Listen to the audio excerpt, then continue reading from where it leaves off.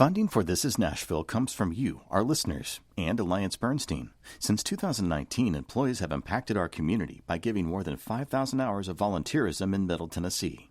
AllianceBernstein.com. Alliance Bernstein is not affiliated with National Public Radio. I'm Khalil Ekulona, and this is Nashville. Our Middle Tennessee weather is always full of surprises. Remember those uncommonly warm days of winter we had this past season? Well, those were actually early days of spring. It's why you've seen early violets and buttercups popping up in your yards. Nashville's own acclaimed writer and columnist, Margaret Renkl, tackles this in her latest op-ed in the New York Times. And later this hour, we'll bring you a rebroadcast of our 2022 interview with her. But first, we've got some bittersweet news. Today is WPLN reporter Ambriehl Crutchfield's last day here at Nashville Public Radio. I know. For 3 years, Ambriehl has been WPLN's Metro reporter. She's brought insight and thoughtfulness to a host of important issues facing Nashville, especially high housing costs, gentrification, and inequity. Before she leaves, she's going to sit down with us one last time. Ambriehl, welcome to This Is Nashville. Well, hello there. Hi. Hi. How are you? I'm doing well. Wonderful. This is beautiful. Now, we've known each other for quite some time now. In fact, one of my early field outings was with you when we took a ride on the Nolensville Pike WeGo bus. You took the time to help me learn about your hometown. And for that, I really am grateful, truly. Now, since that time, we've had countless conversations about journalism, our work, the present moment for our country, and life in general. Now, tell me, how will you take the lessons that you've learned from working here and apply them to your path forward? Wow, so sentimental.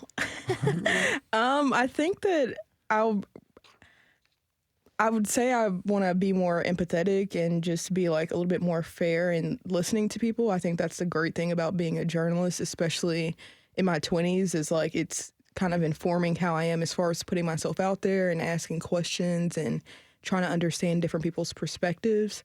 It also, in like kind of funny ways, helps me like when I'm just walking around places, like how I experience the environment or maybe interpret stuff. Like I'll never forget when I went to Paris, I was like, oh, this is what all the transit people that I've been reporting on for all these years have been saying. Like, we are totally behind. Maybe all just need to take a little road trip, a flight to Europe. So, but yeah, I think in all those kind of ways, like how I ask questions and letting other people be experts in different ways and learning from them, definitely picking that up from the job.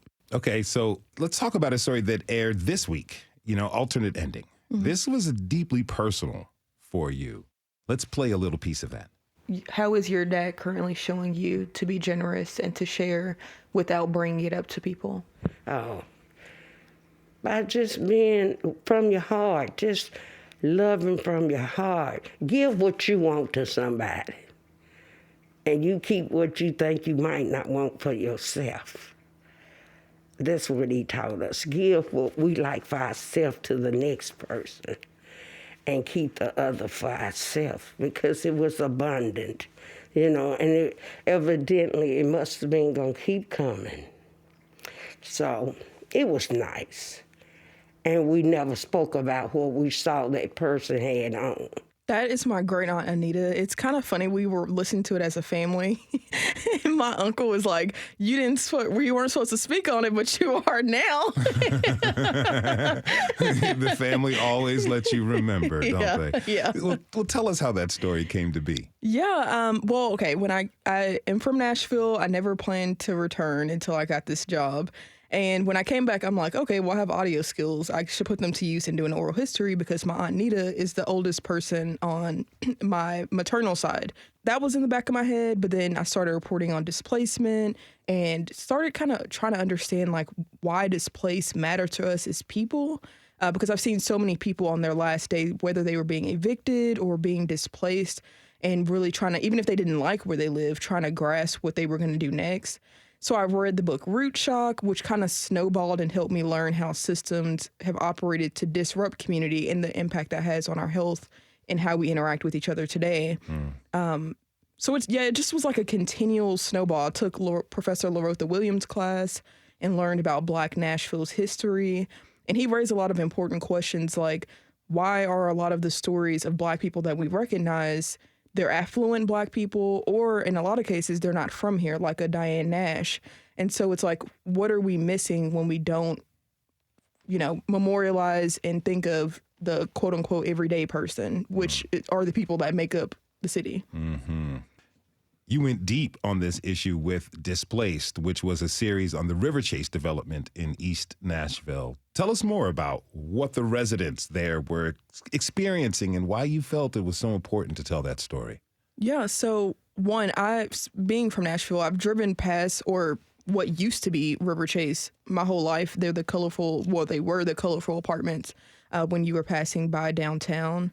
And I was just interested. I mean, once we started digging into the records and everything of just how long it had taken for the apartments to deteriorate and how MDHA was aware of it, but how our system didn't provide them any real protections to do anything about it. I mean, it was, if I remember correctly, down to like either you stay and like you can use your voucher, but if your apartment is condemned, then it's like on you to find a new place, or you need to pay out of pocket for a subpar living condition.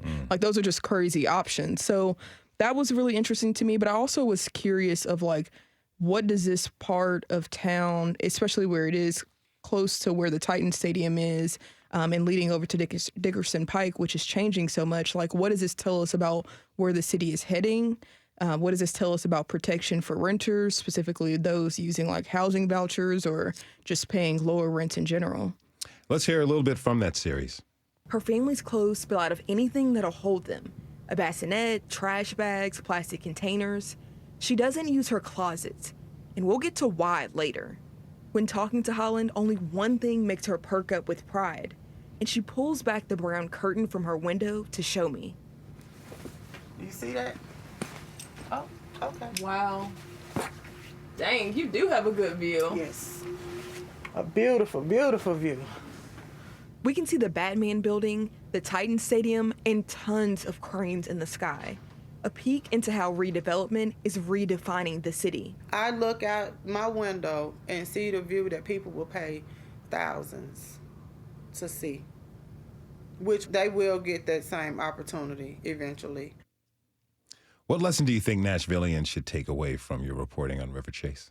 Yeah, I think it's similar to what I wanted people to take away from Alternate Ending. It's just like, okay, we understand that Tennessee is more lenient or on the side of landlords or property owners and not on the side of renters. And people at River Chase, they knew that. Like, they didn't like the conditions they were in, and they knew this day was coming. So I wonder, I guess the thing that sticks out to me is like, what are we going to do as community members to protect each other and to be of support to each other if our laws are set up in a way that does not favor renters, which the majority of people in Nashville are. Mm-hmm. So the question on a lot of people's minds is going to be, where are you off to next? But I'm going to rephrase that for you. Okay. The show's live. What do you want from your next venture? Oh, what do I want? I want to figure out how to give to whatever my definition of community is. I'm still defining that for myself, but figuring out my small way of like giving to people on a day-to-day. I originally, it's kind of funny, when I got into journalism, I did it at Hillsborough High School, and that's how I even learned about like the media track, and connecting communities and like talking to people was the big reason why I got into it. And while I do think it is helpful, of course, to have information and to be connecting with people one-on-one reporting, I'm interested in ways to like, I don't know, give back in a different kind of way. Mm-hmm. Ambriehl Crutchfield is WPLN's Metro reporter. Her last day on staff is today, and we appreciate her sharing some of her thoughts in an exit interview. Ambriehl, thank you so much. I'm going to miss you big time. Oh, thanks. I'll miss you too. We have to take a short break. When we come back, we're bringing you a rebroadcast of our 2022 interview with Nashville-based author and New York Times columnist Margaret Renkl. Don't go away. This is Nashville.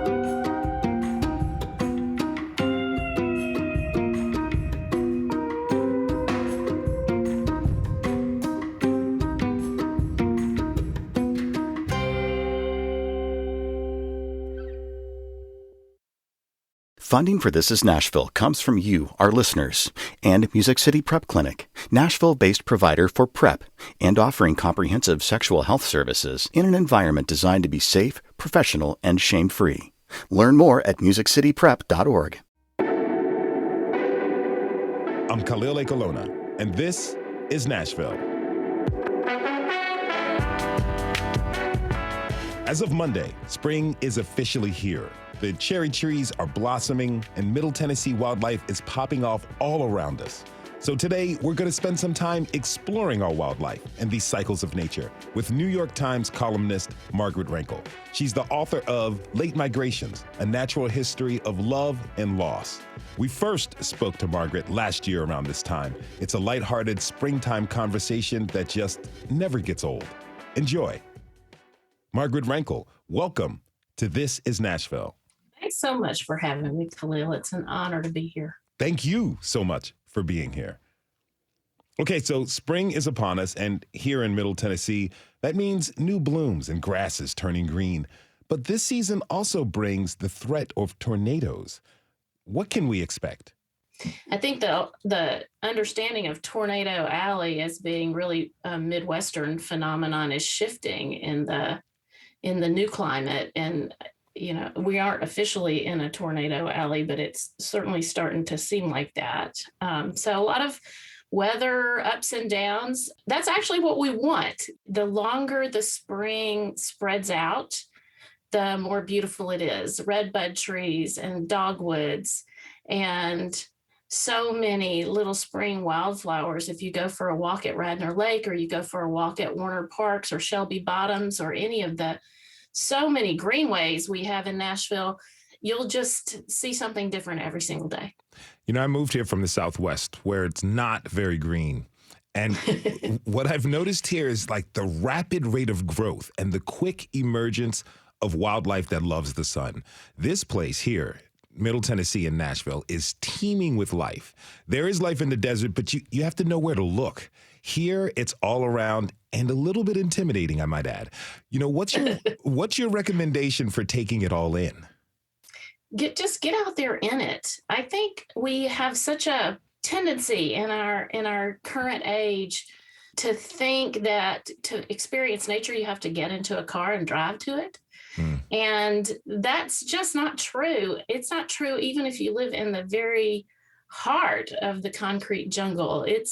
There's life everywhere. You just have to pay attention. And frankly, you have to put your phone down, or at least keep it on the camera setting and pull it out when you see something wonderful, because it's, especially in springtime, it's kind of an exuberance that you don't see any other time of the year, even though every day is different in every time of the year. In spring, the birds are waking up after being so quiet all winter. It takes a lot of energy to sing if you're a songbird.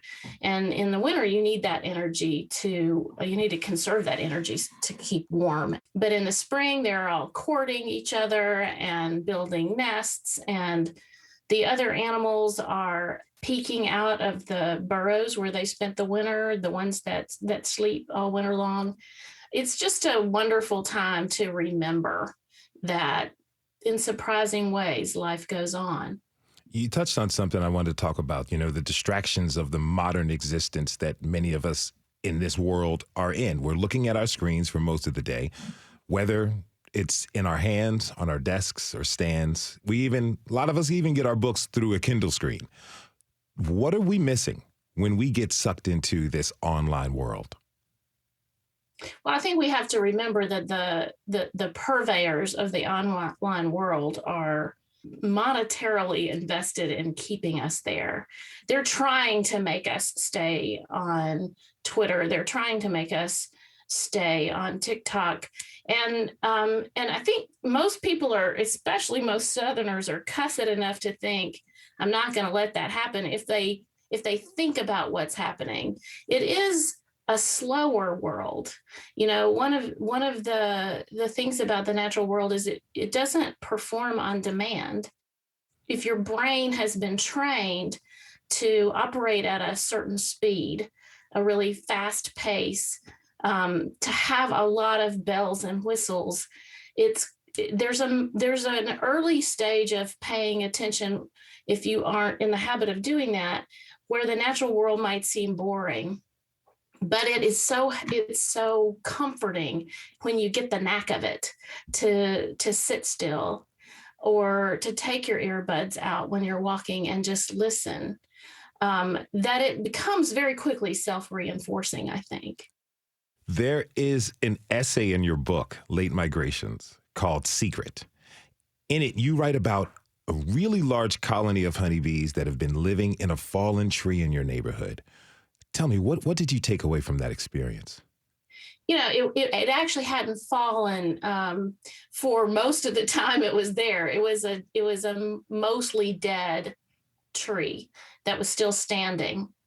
And a storm blew through in the night and knocked that tree down. And when it fell, it dislodged a really gigantic honeybee hive.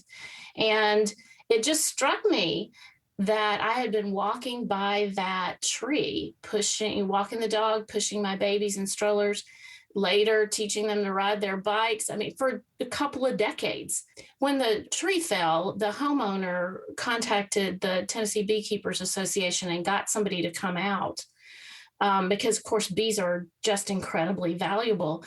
And that person put down an fabricated hive, a store-bought hive, and found the queen and moved the queen to the new hive to try to persuade all the honeybees to join her. And he said that hive had been there for at least a couple of decades and maybe longer. Wow. And I had no idea. And I'm a fairly observant person, but those bees had been there living among us for a really long, long time. Well, did you know right away that this is something you were going to write about? I almost never know right away what I'm going to write about. I'm a slow thinker. I have to ponder things. I have to sleep on them and live with them. And usually something else will happen that will remind me of the thing. And then I'll think, oh, why didn't I think of that before now? Did you develop this patience and this train of thought through, like what you were saying earlier, like taking our time to slow down and to be with nature? Do you feel like your writing process is one with nature, where it develops over time, it naturally evolves and grows? I like the way you think of it better than the way I think of it, because I tend to think of it as sort of just being a little tiny bit slow on the uptake. But I do think my age helps. I turned 60 back in the fall, and so I didn't grow up with quite so many bells and whistles. I recently watched the new documentary on Ricky and Lucy. And I remember thinking how that drove my mother crazy, that we could watch I Love Lucy 3 times a day if we wanted to in the summer, because there really wasn't anything else, even much for children to watch, apart from PBS and first thing in the morning. So I didn't have quite as many distractions. And I think that maybe helped set my mind on a different speed. If you're just tuning in, this is Nashville, and I'm your host, Khalil Ekulona. We're talking this hour with award-winning author and New York Times columnist Margaret Renkl. So we were just kind of talking about like pacing and how even in our city neighborhoods, there can be this natural world around us. Some of us take camping trips or hikes and immerse ourselves into nature. But like you said, in your book, Late Migrations, it really shows how we can find abundance in the nature right in our backyards or in the middle of the concrete jungle if we know where to look. So, and that's something I can relate to. I lived in Los Angeles for a long time and lived in Hollywood in the middle of probably one of the greatest concrete jungles on the planet. And I would look up from time to time and I would see a hawk or a falcon kind of hanging out, doing its thing on a telephone pole. That taught me to really pay attention. Tell me about your kids. When you were raising your kids, how did you teach them to observe nature and to see things? Honestly, I think they taught me more than I taught them. I mean, one of the things about having young children is that it kind of gives you a little window straight into your own past, because things that you had forgotten, hadn't thought about in years, are suddenly the things your children are doing. And then that it becomes a self-reinforcing thing as well. My oldest had this, he was born with this gift he could, even as a toddler, still wearing diapers, he could squat on his little fat legs and watch an anthill for a surprising amount of time and poke around in mud puddles. And that would remind me of my brother and me playing in creeks and mud puddles. And then I would think about tadpoles we had collected and watched turned into toads. And then I'd help my kids collect tadpoles, and we could watch them turn into toads in a bucket. You know, children are just naturally fascinated with the natural world. They don't know what they should and shouldn't be interested in. So everything is interesting to them. Things that we might overlook or just dismiss as unimportant. A small child doesn't know it's unimportant. You mentioned storms a little earlier.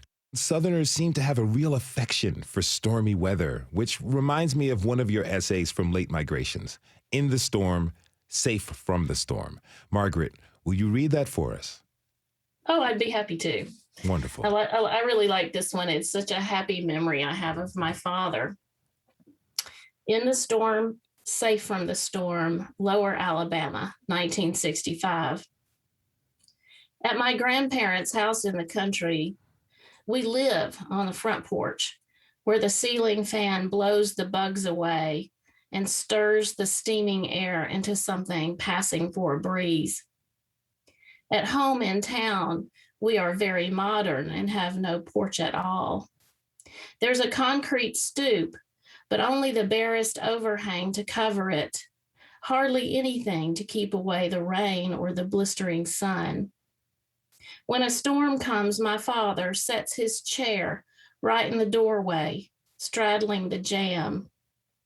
I love the storms. If I'm asleep, he lifts me up and carries me through the dark house to sit with him in the doorway and listen to the wind and the thunder. The rain comes and I feel it with the tips of my toes, but they are the only parts of me that get wet, for I have drawn my knees up to my chest under my nightgown, and my father has unbuttoned his corduroy jacket and pulled it around me and wrapped his arms around me too. I lean into him. I feel the heat from his body and the cool rain from the world, both at once. Oh, thank you. That time you shared with your father as storm watchers gives a glimpse into the bond you two had. What is it about those times in the storms that you cherish most? I guess it was just that something was happening. At the time I was, at the age I was in 1965, we were living in a really small town. And it was extravagant and grand and beautiful and a little bit scary. Not so scary to a small child wrapped in her father's arms, because it hadn't dawned on me that anything bad could ever happen to me in his presence. So I just think, it's hard not to respond to that magnificence. I mean, how could you not just marvel at how grand and big the world is, especially if you're very small? Thanks for tuning in for this rebroadcast of our 2022 interview with Nashville-based author and columnist Margaret Renkl. So don't go away. This is Nashville.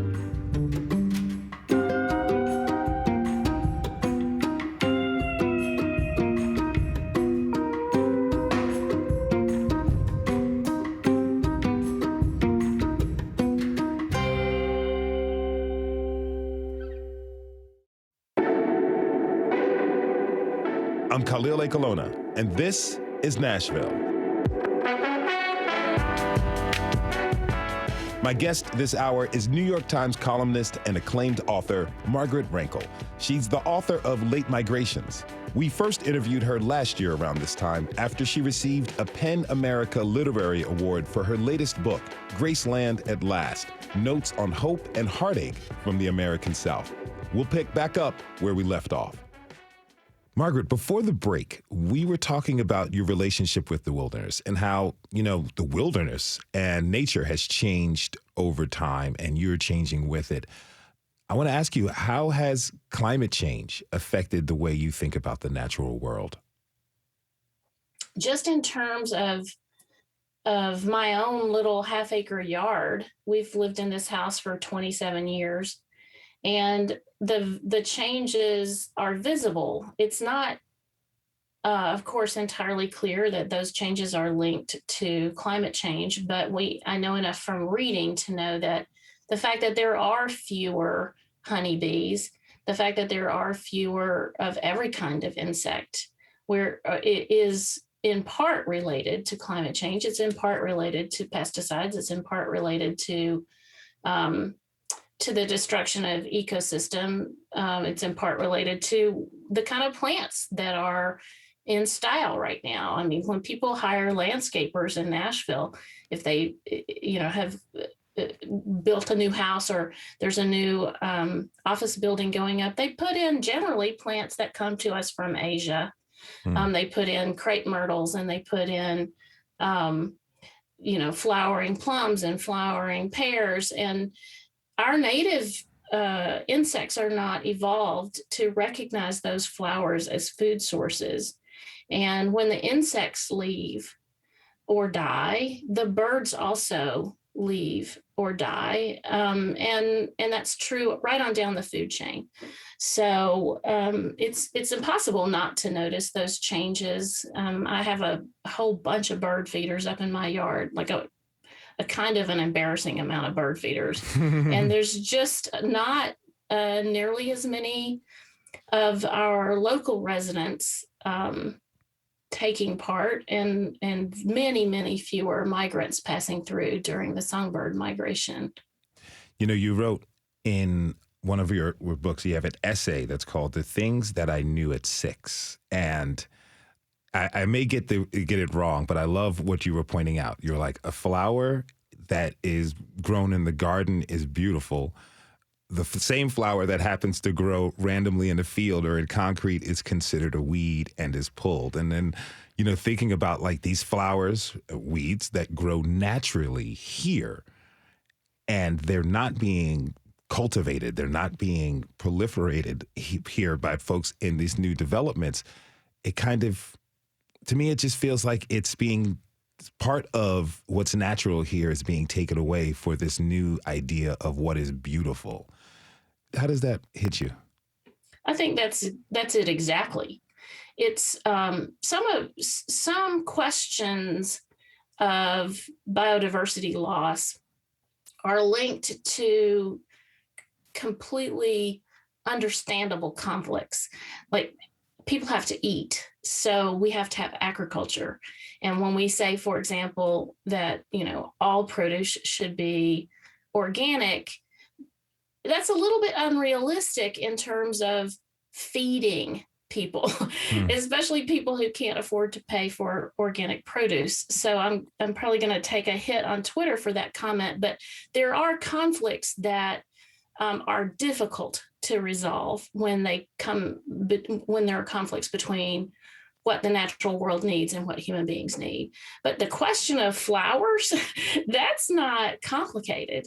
We don't have to have crepe myrtles. People could choose to plant serviceberry trees instead. They've just, in general, never even heard of serviceberry trees. It's just what's in fashion right now. And what's in fashion, and has been for some time now, decades, is a green, unvariegated lawn of grass, and it's flowers with a mulch around the base, separated from one another to set off the flower. And that's just not how nature works. If you want, it's amazing what you can do in your own little bitty yard or on your own city balcony if you plant flowers that the that the insects recognize, flowers that evolved to live in our climate. Even though the climate is changing, those flowers do better. I want to switch up a little bit and talk about some of the collective issues that we all face. I mean, a lot of us can feel helpless and hopeless in the face of these gigantic problems. Your work really seems to grapple with the tension between despair and hope. Talk to me about that. How do you balance those? I guess I spend almost all my solitary time trying to do that very thing.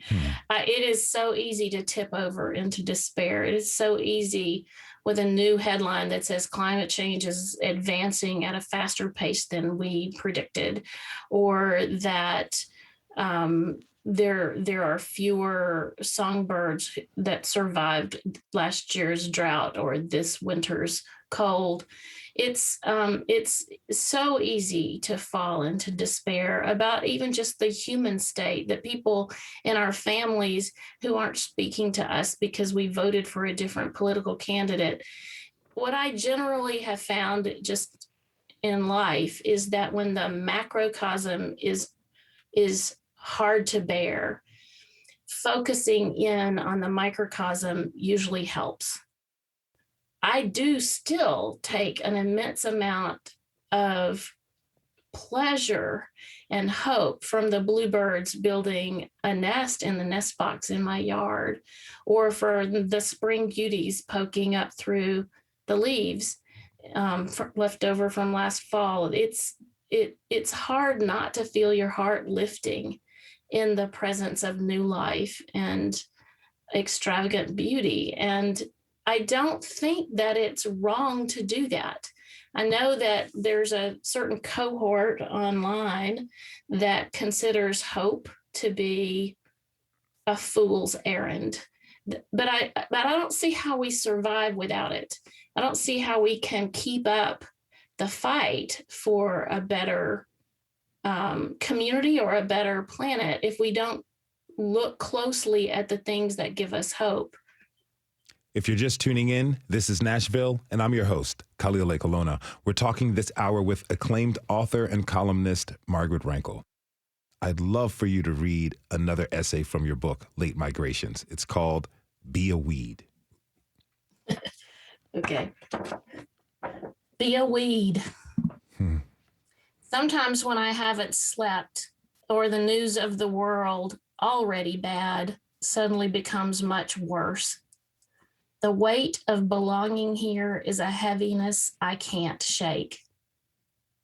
But then I think of the glister of a particular morning in springtime.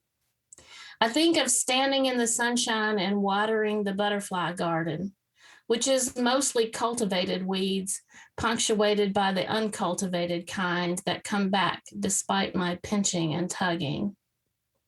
I think of the caterpillars on the milkweed plants, unperturbed by the overspray, and the resident red-tailed hawk gliding overhead, chased by a mockingbird and 3 angry crows, and the bluebird standing on top of the nest box, protecting his mate who is inside laying an egg.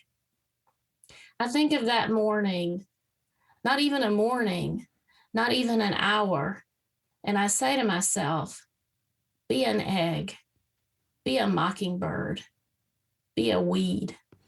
Be a weed. Thank you so much for sharing that.